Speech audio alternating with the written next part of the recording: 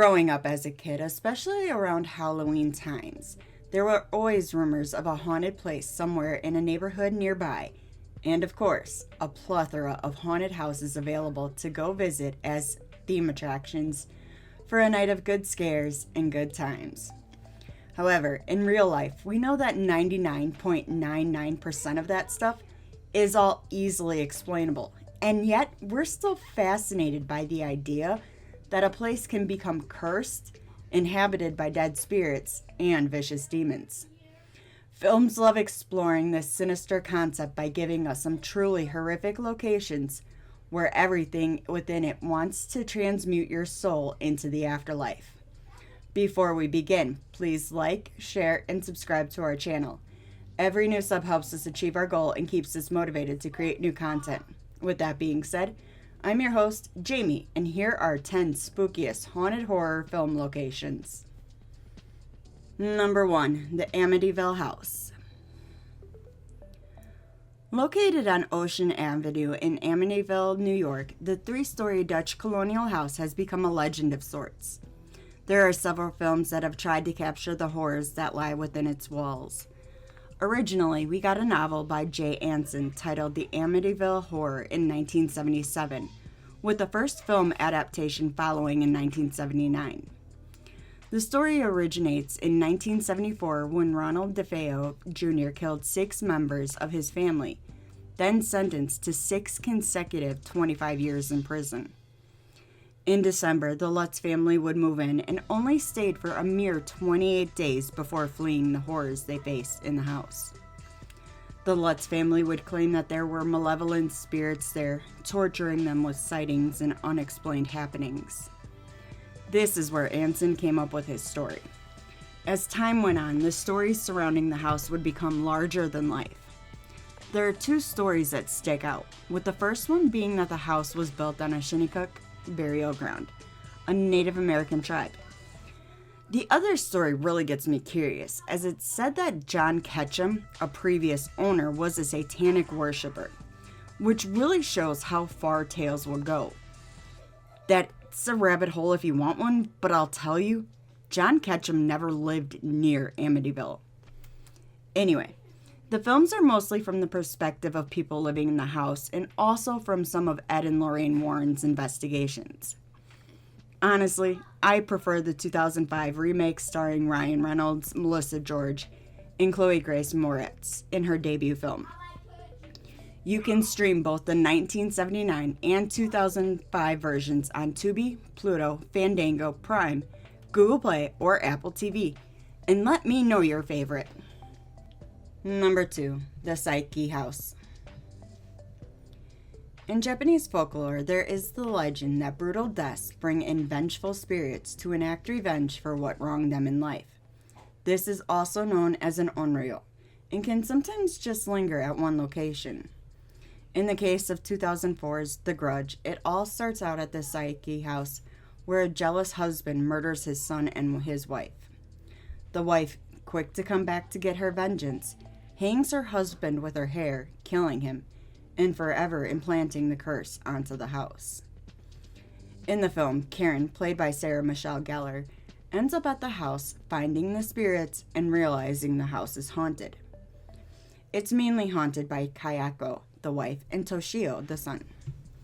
Kayako has become homicidal, making sure that those who entered her home don't live long enough to tell the stories. On the other side, Toshio seems more frightened and wants people to survive, especially if they've done nothing wrong. The way Kayako creeps around this house just adds into that uneasiness characters feel throughout. Sure, the house may be a real house, but the way there's little natural light coming in, keeping each corner dark, invites for the imagination to run wild, even though you might just see your nightmares on the screen. Make sure to take some time to check this out on Prime, Apple TV, Fandango, or Google Play. Number 3. The Clockwork Mansion. 13 Ghosts was released in 2001, directed by Steve Beck, starring Tony Shalhoub, Matthew Lillard, and Beth Davids. We follow Dennis, played by Lillard, who was at the Clockwork Mansion previously to capture a spirit. but that team died. However, after a family moves in and Dennis is there, a device is activated, releasing all the ghosts from their cells. The Clockwork Mansion is made up mostly of glass, which is inscribed with Latin spells keeping ghosts where they need to be. While the ghosts are wandering around, they make sure to attack and manipulate the people there. At the beginning, there's only 12 ghosts that are held captive at the mansion, being held there by the machine and spells, each one more dangerous than the previous. What's interesting about some of these ghosts, they are inspired by real stories, such as the torso being loosely based off the victims of the Cleveland torso murders, or the firstborn son. I mean, how many stories do you know about a firstborn son being killed? There's also the Pilgrimess, who was an orphan child that was accused of witchcraft, based on Isabella Smith. Then we have the more violent ones, such as the Hammer, who is the vengeful spirit of real-life George Markley, who was lynched because he didn't want to leave town. The Jackal is based off of a serial sexual predator from the late 1800s to early 1900s named Ryan Kuhn, who succumbed to a fiery death. The Juggernaut was the final spirit to be captured in the mansion, completing the 12 zodiac signs needed to open the eye to hell. With all these spirits roaming around, death, destruction, and torture are a guarantee. With excellent backstories on each of them, it goes to show that even in death, some tendencies do not end. Make sure to check this out on AMC Plus, Prime, Apple TV, and Google Play. Number 4, Hill House. Shirley Jackson first wrote the novel The Haunting of Hill House in 1959, which later had several adaptations, including 2018's Netflix series, The Haunting of Hill House. In the show, we follow 5 siblings in their adult life and how they dealt with bizarre hauntings at their childhood home that claimed the life of their mother. Throughout the kids' childhood, one particular ghost would haunt them, mostly Nell. The ghost would become known as the Bent Neck Lady, horrifying the kids. The kids would often be plagued with hearing things, stuff moving, or instruments playing. Death always lurks in the corner as well. Really portraying that concept is the time when one of the girls brought home a box of kittens, and all those little ones soon succumbed to illness. However, after the house took the mother, the surviving members of the family fled. After the kids grew up, still dealing with the trauma from Hill House, ghosts start appearing to them, including the ghosts of the mother and father. This is a unique story, though, as the Bent Neck Lady appears again to Nell, and to one of the other siblings. Turns out, the house already laid claim to Nell and knew how she would die, letting her ghost haunt the past, present, and future. I will say, this series is probably the best adaptation, so make sure to check it out over on Netflix. Number 5, Cuesta Verde. Most hauntings have ghosts that are mischievous, but Cuesta Verde in 1982's Poltergeist is one for the books. When the Freeling family moves in, the entities are more playful, communicating mostly through a TV. Probably why a lot of us have a problem with static and white noise.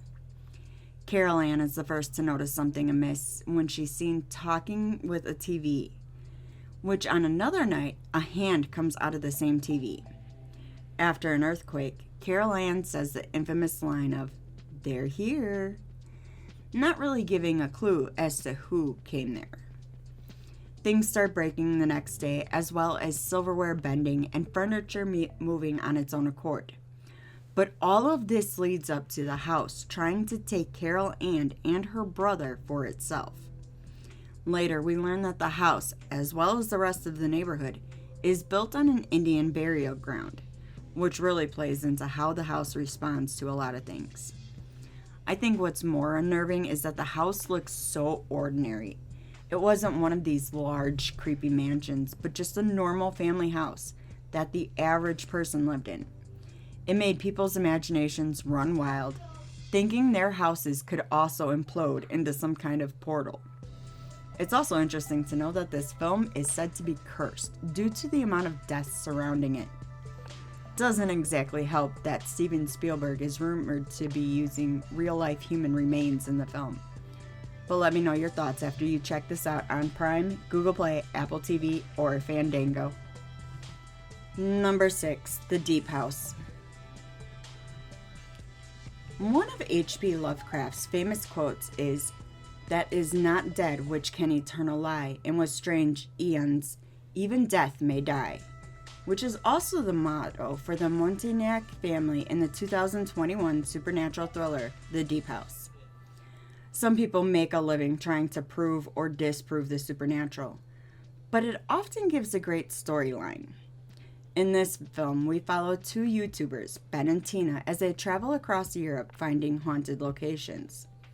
One story catches their attention, and they are sent to a man-made lake in France that holds the scariest and deadliest house they've ever encountered. The house is completely submerged in the lake, but also oddly well preserved. Inside, disembodied voices start plaguing them, and little nuances creep them out. Upon investigating, they find a room that has 2 corpses, while another tells a tale of kidnappings from around the area. As Ben and Tina realize they need to leave, they find their exit blocked by a brick wall. Tina ends up getting attacked by an unseen spirit, and Ben gets possessed by one of those spirits. This house is one for the books, as the family that lived there created a safe haven of sorts for evil spirits to get what they want. I have to say, my curiosity would have probably gotten the best of me, considering there's a house underwater, perfectly preserved. I'd want to know more and see it for myself. However, we have to remember that water is a conduit for spirits, whether good or bad. So take a dive into The Deep House on MGM Plus, Prime, Sling, Fellow, Google Play, Apple TV, or Fandango to catch this house in action. Number 7, Winchester Mansion. In 1880, Oliver Winchester, owner to Winchester Repeating Arms, dies and leaves his son William to take after the company. 3 months later, William also dies, leaving his bride Sarah to inherit the family fortune. As the tale goes, in 1886, Sarah bought a farmhouse near San Jose and quickly began remodeling it into what we know today as the Winchester Mystery House. In 2018, we got the supernatural horror, Winchester, that follows Sarah and all the ghosts that haunt her. She has kept detailed records of all those who lost their lives due to the guns they created, and the spirits find her. One of the spirits really takes evil to a next level, as it regularly possesses her nephew, causing him to do weird things, until he attacks Sarah with the intent to kill. She has continued to expand on her great mansion, making it almost maze-like to keep the spirits trapped there. But every once in a while, things go awry. There are some truths to this film, such as Sarah was a real person who built this mansion, including all 160 rooms. Here's the best part. This mansion does have a guided tour that you could take if you're in that San Jose area, and it's about 80 minutes. This is one tour I would love to go on, seeing 110 of these rooms, maybe even more of the basement or grounds. If you've ever done this tour, let me know how it was. Otherwise, the rest of us can enjoy this thrilling tale on Tubi, Prime, Google Play, Apple TV, or Fandango. Number 8, Room 1408. A non-believer in the supernatural is promoting his latest book about supernatural events. Gets a postcard for the Dolphin Hotel in New York City, saying to not enter room 1408. Mike, played by John Cusack, is the author and non-believer. He calls up the Dolphin and requests to stay in room 1408, where the receptionist tells him that in the last 95 years, 56 people have lost their lives. This doesn't faze Mike, as he is adamant about staying in that specific room. Upon arrival, he finds the room to be almost boring, a typical hotel room, until the clock radio spontaneously sets a timer for 60 minutes. And the song, We've Only Just Begun by the Carpenters, plays. Now, if that's not ominous, I don't know what is. Anyway, the room seems to have a mind of its own as the temperatures quickly rise, causing the sprinkler system to go off. Then, just as quickly as the temps rose, they plummet to below freezing. Once the temperature self-regulates, the room begins to shake as if an earthquake is happening in the middle of New York City, causing Mike to crash into a painting of a ship at sea. The water from the painting pours into the room, filling up dangerously fast. Ghosts of the previous victims also come in to join in on the fun, making Mike question his sanity. It seems the room has claimed yet another victim. Or has it? The room really takes its own life, even infiltrating Mike's life outside of the hotel, talking to his ex-wife and what have you. But the ending is a bit ambiguous, questioning if the events even happened in his life, or if he's dead, or hell, even if he's still trapped in that room. There are 2 alternate endings, but the theatrical ending is probably the most talked about. Either way, you can enter 1408 on Prime, Google Play, Apple TV, or Fandango if you dare. Number 9, The Overlook Hotel. The hotel used for Stanley Kubrick's 1980 film adaptation of Stephen King's novel The Shining is actually Timberline Lodge in Oregon. At least the outside is. We've all seen clips or memes over the years from this classic, and rightfully, the Overlook lands on this list. Set in Colorado, a winter caretaker and his wife and son move into the hotel, learning about the deaths, gang violence, and mysterious ownerships. Jack Nicholson and Shelley Duvall co-star in this film, and some of the scares that Shelley faced almost bordered on torturous. Anyway, in the film, there are plenty of ghost sightings and moments of possession, causing Jack to become more enraged to the point of psychosis. The most unnerving part for me is the twins, at the end of the hall with their stoic faces and unnatural stillness. It bothers me to my core. Anyway, the sheer size of this hotel and being isolated from civilization for months at a time is bound to get anybody hallucinating or even experiencing things they never would have before. The isolation alone gives way to insanity, as humans need social interactions. It's just part of our makeup. But strip that away and we become shells of who we were. So make sure to revisit The Shining on Prime, Google Play, Apple TV, or Fandango, and let me know your thoughts. Number 10, The Cabin. In 1981, Sam Raimi wrote and directed The Evil Dead, becoming a cultural phenomenon. The cabin from the film was actually a hunting cabin in Morristown, Tennessee, which was destroyed for the most part during the filming, leaving only the chimney standing. A year or so later, the family that owned the property burned the rest of the cabin down due to the amount of people trespassing on their land. However, in the film, the cabin was owned by archaeologist Raymond Noby, who had some interesting hobbies. A group of college kids ends up at the cabin for a weekend getaway, but soon after they arrive, it's known this cabin has more to it than meets the eye. One of the girls gets possessed and draws her face on a book. Disembodied voices are heard, and the cellar door starts opening and closing, all to lead them to the Book of the Dead, which brings demons onto our plane. Probably the most terrifying experience happens when one of the girls goes into the woods to investigate some voices. Once she gets further in, vines begin attacking and sexually assaulting her. The group quickly learns that the cabin wants to keep them there, destroying the only bridge that would lead them to safety. Just this location alone is scary, but add in deadites and demons to the playing ground intensifies the situation. You can watch this over on AMC Plus, Sling, Philo, Prime, Google Play, Apple TV, or Fandango to see The Evil Dead and where the story begins. Thanks for checking out the video. Did we leave any films off the list? Let us know in the comments. If you enjoyed this video, please like, share, and subscribe to our channel.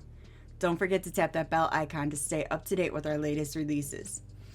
You can reach out to us on Twitter or X at StudiosFat, or chat with us on Discord, linked below. We're also now on Blue Sky. You can find us at studiosfat.bsky.social, which will also link below.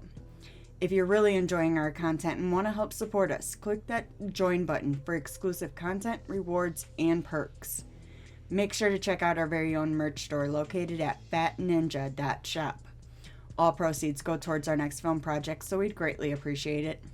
I've been your host, Jamie. Thanks again. See you in the next one.